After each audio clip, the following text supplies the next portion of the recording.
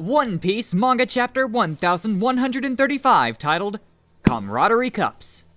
In this chapter, we finally get clues about the true objectives of the invaders in Elbaph, and uncover more about Ripley and Colon, which shocks Sanji. So sit back, relax, and watch right to the end of the video, as all of that is revealed. The cover page of the chapter is the 21st volume of the limited cover story, Oni Child Yamato and the Holy Inari Shrine Pilgrimage. In the previous volume of the limited cover story, Holdem takes Otama hostage and demands Yamato hand over his belongings. Otama is calling for help while Speed is lying injured on the ground. Yamato is frozen in shock, desperately searching for a way to rescue her. This volume continues with Otama kicking Holdem straight in the face. Her expression is fierce, and the tears from before have vanished. Holdem's eyes bulge and his mouth opens wide in pain. Even Kamajiro suffers a wound in his left eye.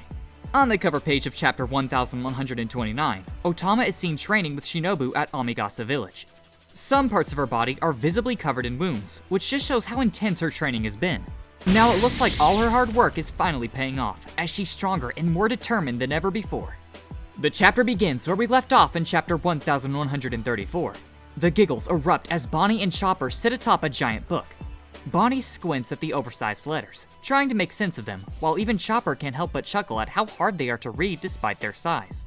Saul is standing at the center of the owl library. He introduces Bibelot, the giant owl and the library's master. He says that Bibelot has been here for over hundreds of years. For all he knows, Bibelot is an owl that gigantifies any book that enters his territory. The camera shifts to Bibelot, perched proudly as the owl library's head librarian. It lets out a loud hoot, looking over Saul and the others. Bibelot has a scholarly appearance, with round glasses on its face. The white and black patterns on its feathers make it look like Bibelot is wearing a formal cape. The camera pans out, showing the vast interior of the library once more. Saul sits by a table, while Robin and Chopper remain on the massive book across it. Lilith zips through the air using her dome shoes, cheerfully exploring the shelves, while Bonnie happily wanders around. Saul mentions that since Elbaph isn't part of the world government, they don't get news coups deliveries. The only updates they get come from fishermen who bring tiny scraps of paper. Thanks to Bibelot's power, they can gigantify those papers and stay updated on the world's news. Lilith is amazed, commenting on how perfect Bibelot's ability is for a kingdom of giants. She guesses that Bibelot must have eaten the rare fruit, which gives it the power to gigantify even non-living things. As he glances at Robin, Saul wonders if she's feeling nostalgic. Being surrounded by Ohara's surviving books must have brought back old memories for her. Chopper, on the other hand, hopes there might be some medical books in the library. Robin smiles warmly and reassures him that a few medical books are hidden among the archaeological and historical ones. Saul adds that there are even some medical texts native to Elbaph. Chopper's excitement soars until he realizes that the books are far too big for him to read properly, and that it's impossible to shrink them down.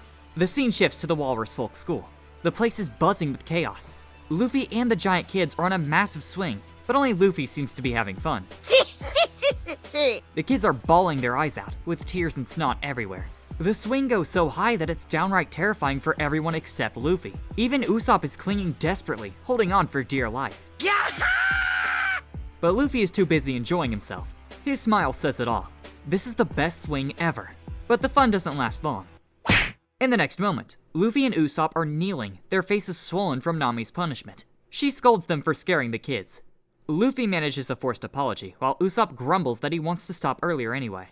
The kids rush to Gerd for comfort, immediately hugging her tightly. Luffy fumes as he shouts at the kids. For a young Elbaph warrior, their tears are so shameful to watch. Sanji steps in, trying to calm down Luffy. He explains that these kids were raised with nothing but love and care, so it's natural for them to react this way. But just as Sanji makes his point, he notices one of the kids giving him a cheeky smirk, a look clearly meant to make him jealous. So. Now, this scene reminds me of Momonosuke's smile from episode 625 of the anime. If we look back at that episode, Momonosuke tricks Robin and Nami with his 8-year-old appearance. The way he smiles when he messes with Sanji, Brook, and Kinemon is really similar to the way the Elbaph kid does here. However, Luffy seems downhearted. Seeing how soft the Elbaph kids have become is a real disappointment for him. Usopp agrees. Still, he thinks that a peaceful Elbaph might not be such a bad thing after all. Hey Nakama! Would you like early access to the latest video chapter of One Piece? Or perhaps you would like to watch the video chapter in full color. If you would like those, please consider joining my YouTube channel membership for as low as $2 a month. Your support would greatly help me to continue making these videos for you. Thank you, Nakama. In the next moment, a giant sword comes crashing down, barely missing Luffy and Usopp. It's a surprise attack, and the attacker clearly aims for Luffy. As he regains his footing, Luffy locks eyes with his attacker. For a so-called peaceful village, this is way out of line. The attacker isn't done yet. Seeing Luffy wide open, he swings the sword again with all his might. But before the blade can land, Luffy easily splits into two. In an instant, Luffy vanishes from the attacker's sight. From the blind spot, Luffy charges up Gear 3rd and strikes back with a Gum Gum Elephant Gun. The attacker leaps out of the way just in time, and Luffy's punch smashes into the ground. Usopp panicked and scolded Luffy for taking things way too far. A loud scream echoes inside the school, loud enough to be heard outside. Luffy protests, insisting he didn't hit the attacker, but Usopp thinks that doesn't matter. Either way, he's gonna get in trouble. However, Luffy looks thrilled. To him, this chaos means there's at least one brave warrior here. The students don't share Luffy's excitement. Most of them hate him, calling Luffy a meanie for being violent. But the attacker sees things differently. His cheeks are flushing with amazement as he looks at Luffy with awe, recognizing him as one of the 4 emperors. For those of you who might not have noticed, this young warrior is Colon. In chapter 1132, we see him greeting the giant warrior pirates and asking if they're stopping by the bar for a drink. When he learns they're heading straight to the Sun Realm, Colon packs his things and grabs the basket the bar lady gives him. The Ripley she mentioned back then is also the same Ripley from the Walrus Folk School. Colon is especially excited to meet Luffy, thanks to Shanks telling him more about the pirate who recently became one of the 4 emperors. Unfortunately, the other kids aren't impressed. They call Colon their resident troublemaker, saying he's no better than Luffy. The group surrounds him, shouting insults and pointing fingers. One girl even starts to cry, but Colon doesn't let their words faze him. Holding his broken sword high, he yells at those weaklings to shut up. Before things can escalate, Ripley steps in to defuse the situation. She scolds Colon for causing a scene, but admits his first strike was impressive. Colon chuckles heartily. He calls Ripley Mom and hands her a basket filled with her favorite foods from Mato, the bar lady. Hearing that Ripley is Colon's mother, Sanji's shock is instant. He yells in disbelief as he struggles to wrap his head around it. At least Ripley is teaching her son the old ways of an Elbaph warrior. Still, Sanji can't help but wonder if she'll also teach Colon to apologize for the sneak attack. As Ripley admires the lingonberries in the basket, Colon reveals something surprising. Colon tells the Straw Hats that his father is also human. Not just that, he's also a fearless pirate who's not even afraid of the warriors of Elbaph. Sanji still struggles to process everything he's hearing. Ripley steps in again, sharing more about her husband. She explains that he's much younger than her. Because of their age gap and the fact that he'll be the only one to grow old, their informal marriage was never made official. The scene shifts to the Owl Library. Now that Luffy and the crew have arrived, they're just as blown away as Robin by the sheer size of the books. Even Luffy can't help but shout about how awesome the place is. Robin smiles warmly as she shares her plan with Luffy. She wants to stay and talk with Saul a little longer, so she'll catch up with them at the feast later. Saul bursts into laughter, reminding them that Dory and Broggy's feast will go on for 3 days, so there's plenty of time. Chopper decides to stick around too, and Luffy has no problem with that. Lilith chimes in, saying she and Bonnie are also staying. They plan to explore the library and handle Lilith's resident permit while they're at it. Frankie joins the conversation, practically sparkling with excitement. He tells Luffy he has some important business to take care of. His voice races as he talks about the treasure tree atom, the legendary wood used to build the Thousand Sunny. While they're in Elbaph, he wants to learn more about it. Saul also got the inside scoop. There are other atom trees in the world, but Elbaph's is the oldest and most legendary of them all. A big grin spreads across Luffy's face. He lets everyone do their thing, but says he's starving and has to head out with the others. Before they leave, Gerd steps forward with something special. In an epic double spread, the remaining Straw Hats reveal their new Elbaph outfits. Brook throws his hands up in excitement, showing off his dark cape, a new helmet with goggles, and a belt with a skull design. Yo-ho-ho! Yo-ho-ho! He declares he now feels like a true warrior of Elbaph. Frankie agrees as he shows off his own outfit, a big fur coat and a Viking helmet with long horns. He flexes, saying he somehow feels stronger in this gear. But he can't help wondering how Gerd managed to get all their sizes right. Robin is wearing a white jacket with fur trim over a crop top. She doesn't have a helmet like the others, but she looks pleased as she thanks Gerd. Jinbei's outfit is a large fluffy coat that stretches all the way to his feet. His belt is different from Frankie's, featuring a spiral serpent-like design instead of a skull. Even Jinbei admits that his new Elbaph outfit is surprisingly comfortable. Gerd can barely contain her excitement. Her cheeks turn pink as she shyly covers her mouth. When Frankie asks about it, she says she just enjoys making clothes for people as a hobby. She insists that's all it is. But deep down, she can't stop thinking about how adorable they look. With that, all the Straw Hats are now dressed in their Elbaph outfits. After all, Luffy, Nami, and the others already got theirs earlier when Road captured them. Luffy grins wide and reminds everyone that they'll meet again in the village. The crew, along with Colon and Gerd, finally leave the Owl Library and head back to the Western Village, traveling via Valor. The scene shifts to Oust Castle, near the Western Village. The guards' voices echo as they interrogate an invader, refusing to let her pass without knowing who she is and why she's here. The bandaged invader takes a moment before answering, revealing that she's searching for Loki. One of the guards, named Bogey, laughs, asking why anyone would look for that criminal. The other guard adds that their country suffered because of Loki. He calls him a kin-slaying fiend who murdered their beloved King Harold. They know Loki could use them to escape, so they're not going to tell her where he is. Suddenly, the invader throws off her bandages, and a sound of cracking bones fills the air. The guard's eyes widen in shock. Bogey starts gritting his teeth in pain, while the other guard struggles to understand what's happening. In the next moment, Bogey collapses to the ground, screaming in agony. His companions still can't figure it out, unaware that the bandages are wrapping tighter around his friend's arms and legs. Eventually, Bogey can't take it anymore and presses his face against the floor. As his screams grow louder, the banished invader's face hardens. She shows no mercy, warning him that this is the price for being rude. It turns out she wasn't just asking about Loki before.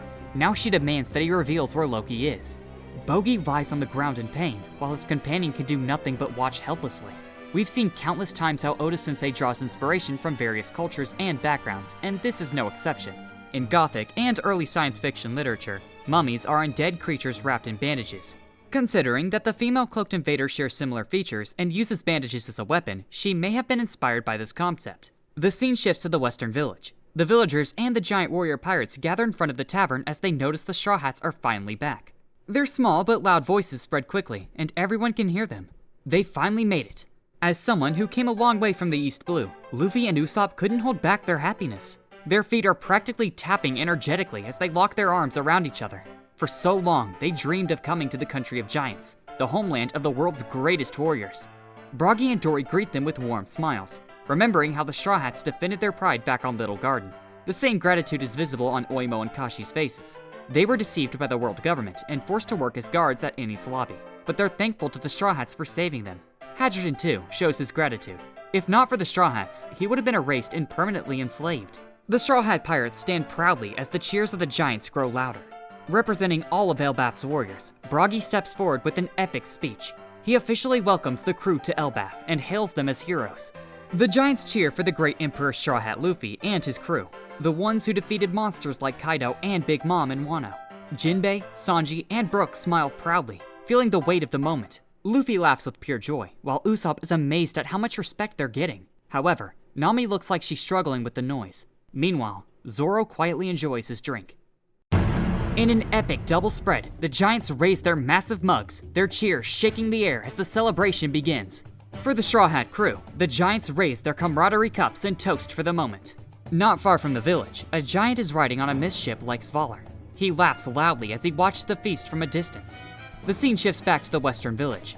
While Luffy munches on his food, he spots Stanson and realizes he's the giant who was caught at Sabaody. Stanson introduces himself to Luffy. After Hadrian told him that they would be joining Luffy's fleet, he knew it was fate that had brought them back together. A memory of when Luffy saved him flashes through Stanson's mind. Back then, he promised Luffy that he would repay his debt someday. For those of you who might have forgotten, here's a quick refresher on Stanson. He's Hadrian's childhood friend who was captured while napping and taken to the human auction house, the same place where Rayleigh was once held.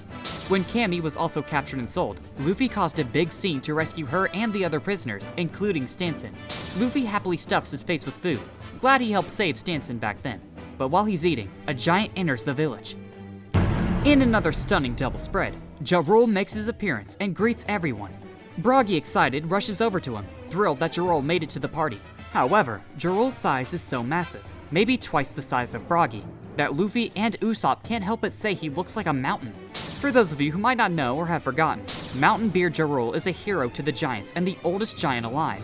At 408 years old, he also serves as an elder of Elbaph. Luffy's eyes widen with shock when he sees the sword stuck in Ja Rule's head. He panics and warns him, but Ja Rule just laughs it off.